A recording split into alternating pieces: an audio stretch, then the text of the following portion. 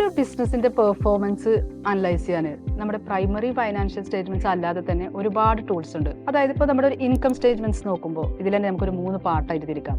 അതായത് gross profit, operating profit, net profit. ഇതിന് ഈ പാർട്ടിനെയും നമുക്ക് നമ്മുടെ റവന്യൂ വെച്ചിട്ട് എന്ത് ചെയ്യാം, കമ്പയർ ചെയ്യാം. അപ്പോൾ ഗ്രോസ് പ്രോഫിറ്റും റവന്യൂ ആയിട്ട് കമ്പയർ ചെയ്യുമ്പോൾ നമുക്ക് അനലൈസ് ചെയ്യാൻ പറ്റും നമ്മൾ എത്രത്തോളം ഡയറക്റ്റ് കോസ്റ്റിൽ എഫിഷ്യൻ്റായി മാനേജ് ചെയ്യുന്നുണ്ട്.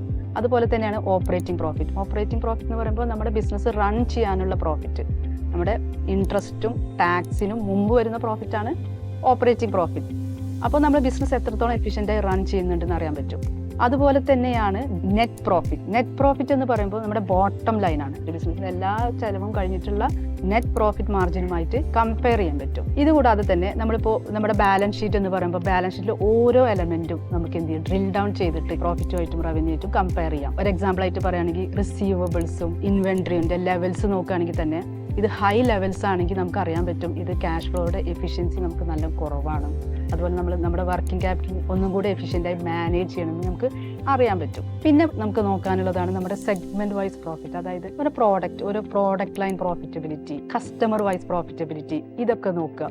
ഇതിലൂടെ നമുക്ക് ഏതൊക്കെ ഏരിയയിലാണ് നമുക്ക് ഫോക്കസ് ചെയ്യേണ്ടത് നമുക്ക് നോക്കാൻ പറ്റും. പിന്നെ നമ്മൾ നോക്കേണ്ട ഒരു കാര്യമാണ് നോൺ ഫൈനാൻഷ്യൽ ഫാക്ടേഴ്സ്. അതായത് ഒരു എംപ്ലോയിയുടെ പ്രൊഡക്ടിവിറ്റി, എത്രത്തോളം ഒരു എംപ്ലോയി എഫിഷ്യൻ്റ് ആണ്, ഒരു എംപ്ലോയിയുടെ ഔട്ട്പുട്ട് എങ്ങനെയാണ് വരുന്നത് നോക്കുക. ഇത് നോക്കുമ്പോൾ നമ്മൾ ഒരു കാര്യം കൂടി അനലൈസ് ചെയ്യേണ്ടത് എന്താണെന്ന് വെച്ചാൽ നമ്മുടെ എംപ്ലോയി എന്ന് പറയുമ്പോൾ നമ്മുടെ ഏറ്റവും വലിയൊരു അസറ്റ് ആണ്. ഇതിന്റെ എഫിഷ്യൻസി അനലൈസ് ചെയ്യുന്നതോടുകൂടി നമ്മൾ അതിന്റെ ഇൻപുട്ടും കൂടി അതുപോലെ തന്നെ കൊടുക്കണം. ഒരു എംപ്ലോയിനെ സസ്റ്റെയിൻ ചെയ്യുന്നുള്ളത് നമ്മുടെ ഒരു ആവശ്യമാണ്. പിന്നെ നമുക്ക് നമ്മുടെ റവന്യൂന്റെ ട്രെൻഡ് നോക്കുക, ബെഞ്ച് മാർക്ക് ചെയ്യുക എന്ന് പറയുമ്പോൾ നമ്മുടെ ഇൻഡസ്ട്രി ആവറേജ് നോക്കിയിട്ട് നമ്മുടെ ബിസിനസ്സുമായിട്ട് എന്ത് ചെയ്യാം, ബെഞ്ച് മാർക്ക് ചെയ്ത് നോക്കുക. ഇതൊക്കെ നല്ലൊരു ERP സോഫ്റ്റ്വെയർ അല്ലെങ്കിൽ ഒരു അക്കൗണ്ടിങ് സോഫ്റ്റ്വെയർ ഉണ്ടെങ്കിൽ ഇങ്ങനെയുള്ള റിപ്പോർട്ട്സ് ഒക്കെ ജനറേറ്റ് ചെയ്യാൻ വളരെ എളുപ്പമാണ്.